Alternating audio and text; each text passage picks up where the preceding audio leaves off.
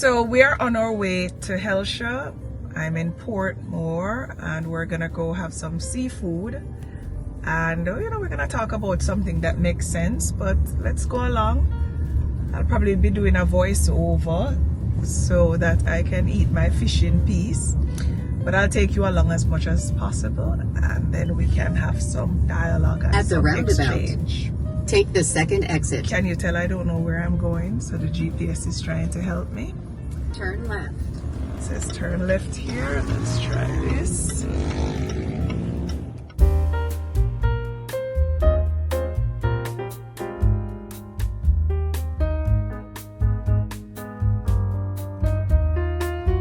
How you doing? How are you doing? I'm there, man. I'm there. Try to get some fish and thing. That's what they look good. You have it inside? No, next door then. Okay, so we can get the soup. So we need Juba. Are you near Juba? No, Mark.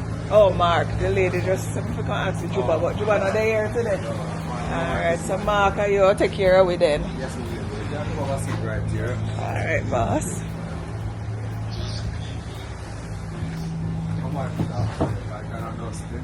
Yeah, man. Thank you. So we're here at Helsha, or Helsha, as we say in Jamaica, in Portmore. We finally made it. Usually when I come here, it's hubby driving. So this time we're coming on our own. So we had to use the GPS the last probably 3 or 4 times. But we got it right eventually and it was definitely worth it. Check out the view behind me. Letters on the shoreline, sand between my toes, sunshine on my island where the good vibes flow. Welcome back to Odetta Unedited, and we're waiting for our food. So I figured let me talk to you guys in the meantime about some of the biggest lies that we've been told over our lifetime about money that is either keeping us poor or keeping us broke. And my objective with this video is to debunk the myths associated with these lies that impact us from a financial perspective. Now, there's the obvious one that it made it to the list. I've spoken about it before at a high level, but it's the myth that buying a house is better than renting. If you have that kind of mindset where you're going to choose peace of mind, buying a house may be the best option for you. If you have that kind of personality where you want to decorate and put in different colors on your walls and that kind of thing, buying a house may be the best option for you. Now, the first thing that I always recommend, and I'm no financial advisor, I'm just speaking from experience, so go talk to one if you need good advice. But what I always recommend is that your first property should be an investment property. You can then take the proceeds from that property and use it to have or to acquire a home that you live in. There's this thing out there where people believe that if they own a property and rent it out, or if they buy a property to flip it, they don't realize that they're still a home owner. Your property or your first property, I believe, should be a rental property, speaking from experience. And this is because I didn't do it. And when I did this later on, I saw the errors in my way. But the reason for that, whether you are buying a property to rent it long term, or you're buying a property to put it on Airbnb, which is something I highly recommend if you're doing so with the right level of controls, or you're buying a property, waiting for it to appreciate in value. And remember, not all countries' properties appreciate in value. I've lost money that way. But make sure you live in a market where even if the market goes up and down, there is a consistent increase in the value of the property. So basically, you can buy it at 100,000. You allow the market changes to happen, but it's predominantly going up. And then you sell it back a few years later, in our experience, for probably $350,000. That's a $200,000 profit in a period of 2.5 years, as an example. That is still you being a homeowner for a while, but using it to your advantage, and then renting and living somewhere that you can easily pay with the proceeds that came from that sale. The other option is you buy it, and let's say you buy a property and you're able to rent it on Airbnb for $100 per night conservatively, and it's rented for 20 nights. That's $2,000 coming in on a monthly basis. Let's say you rent somewhere for $1,200, you're still gonna have enough money left over to pay your rent for the $1,200 and then possibly pay a mortgage. The next lie that we've been told that's either keeping us poor or keeping us broke is living within your means. And I know this one is somewhat controversial, but I'm going to explain to you exactly what I mean.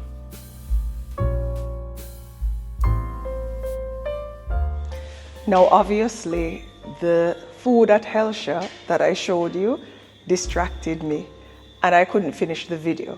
But I also thought about it after leaving Helsha and realized that in that video I was going to talk about 10 different myths or lies that we have been told about money that's keeping us broke or poor.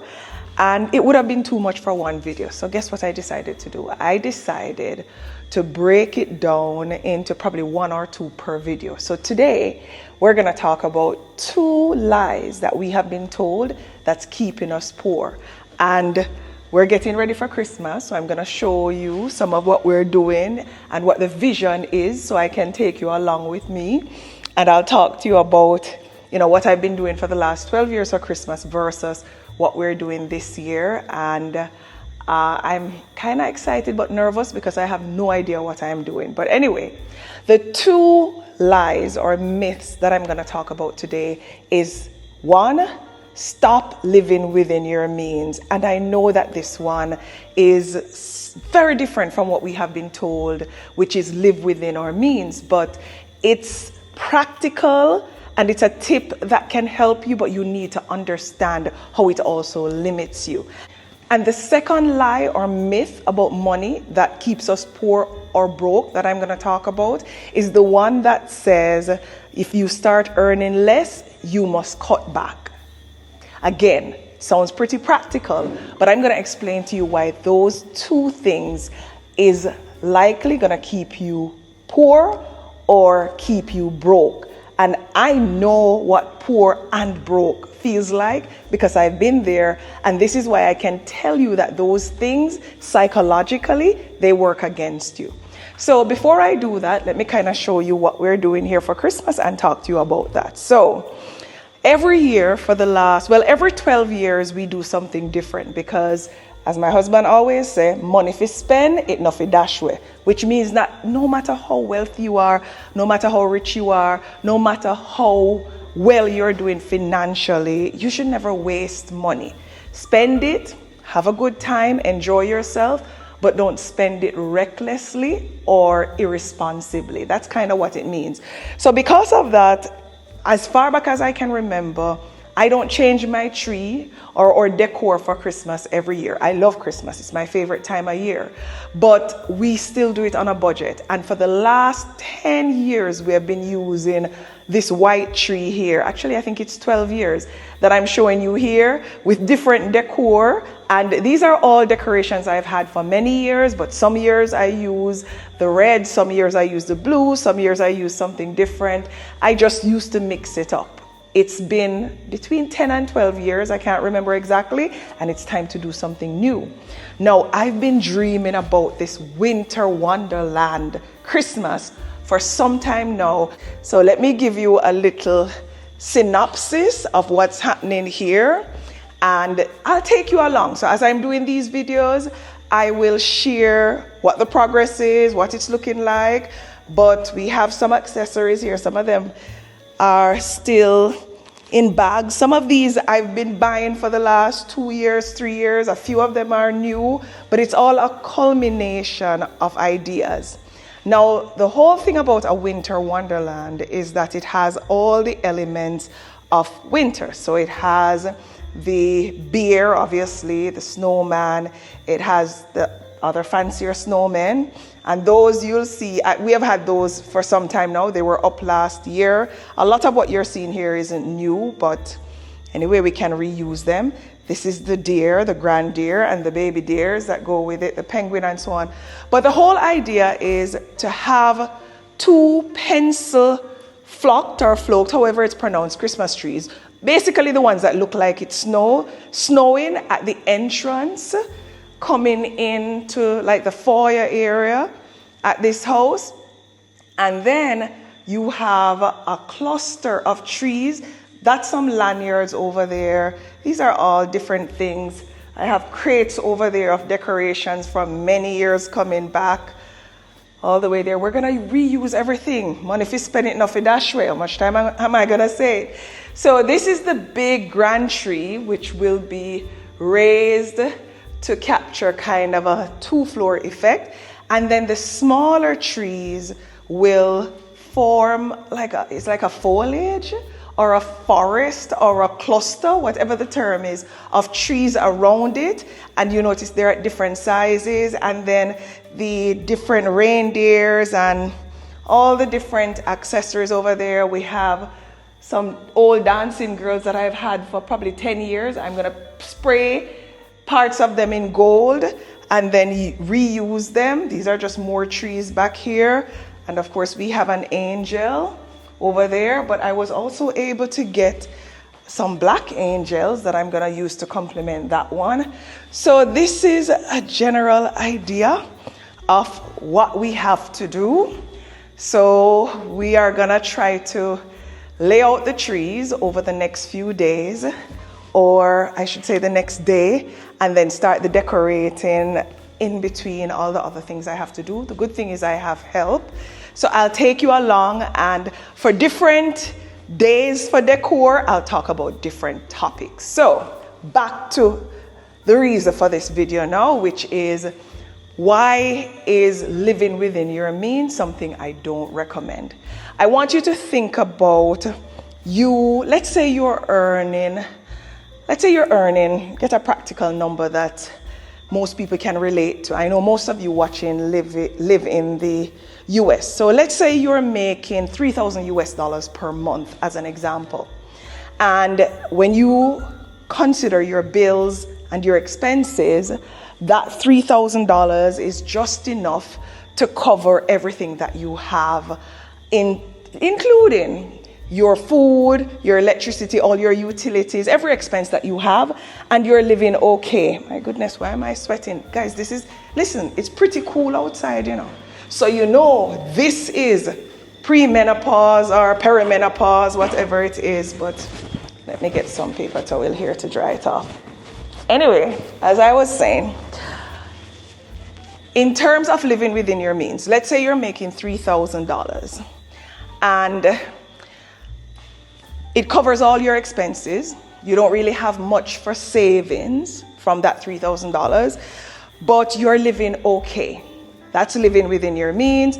You make sure what you're earning is covering your lifestyle. Now, as an example, when you're living that way and you're comfortable, you are afraid or you're hesitant to step outside of your comfort zone because you're afraid that you can't afford to. But let me give you a real life scenario of someone that was living within their means and it completely destroyed them. This person, during the pandemic, their company came to them and said, like most persons experience, we're going to have to cut staff salary by 30%. And that was because, during the pandemic, production was low, all kind of different things were happening. That happened, and everybody got a pay cut. Now, because she was living within her means, there was no flexibility because everything she earned went back into her bills. So when you take out 30% of that and there's no flexibility, guess what you have to do? You have to cut back on expenses. So what she did was, actually, I helped her to find a cheaper place, which was still safe for her family. And she was able to move, and she cut back on several things and was back to living within her means. Again, you get complacent, you get comfortable, you think that's okay. But then the pandemic didn't end in the few months that they thought it would. And because of that, and because of the fact that Let me see if I can find a window or a fan here, man. This menopause, and I don't have my menopause fan with me, you know. See if I can go under this fan here. Anyway, because, yeah, this area is too dark. Look at me searching for somewhere cool. So because she got complacent again, okay, this area is a little bit cool. Because she got complacent again with her situation, it ended up that she had to take another pay cut because, like I said, let me put this camera down. The pandemic didn't go away and the company came back and said, okay, we're gonna have to do another pay cut. And this time they cut pay by an additional 20%. So now she was 50% down. Now, if she moved to a lower income area or moved into a lower cost house, she would compromise her security. There was just nothing left to cut back and preserve her sanity. And you know what happened? She started to internalize it. It started to lead to depression. And that's actually when I kind of introduced her to some alternate ways of making money. And she was able to increase her income. And the good news is she was a lot more open-minded to the possibilities of additional streams of income when she saw what was possible with just one income stream, and it completely revolutionized her mindset. So that's the risk of living within your means.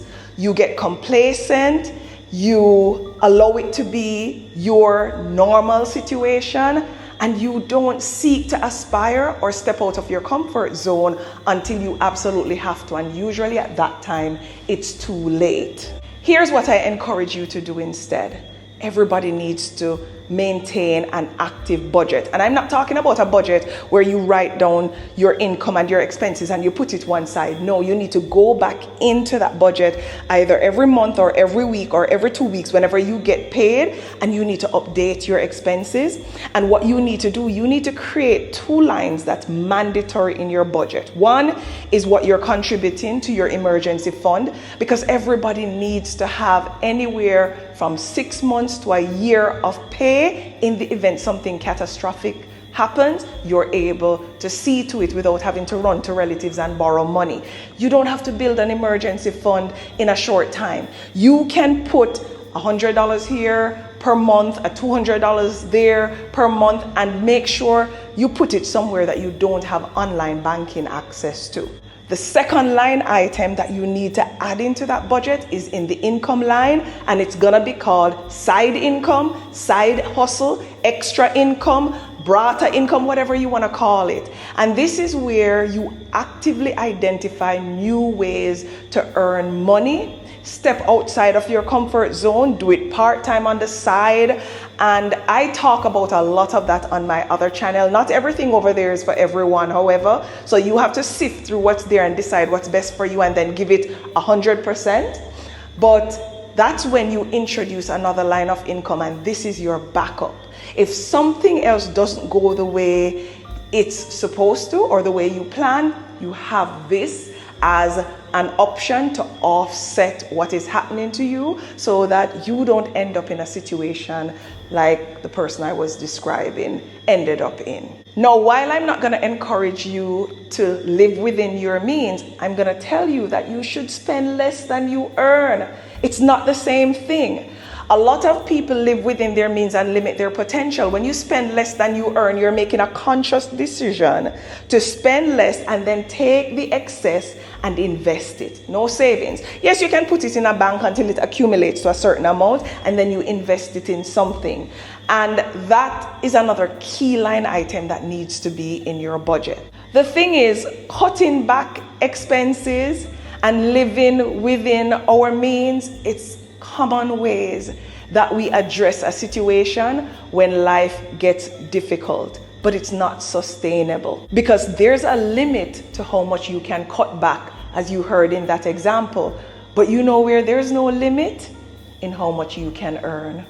You can add a cheap survey where you're getting $5 per survey per day. It's monkey money, but everything is better than nothing.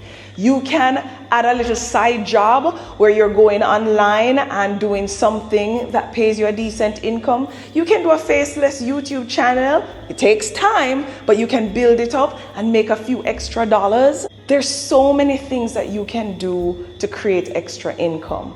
What I want you to leave this video with is that the key to financial independence or financial security is not the lies and the myths that we have been told and what our beliefs are and operating with our current mindset.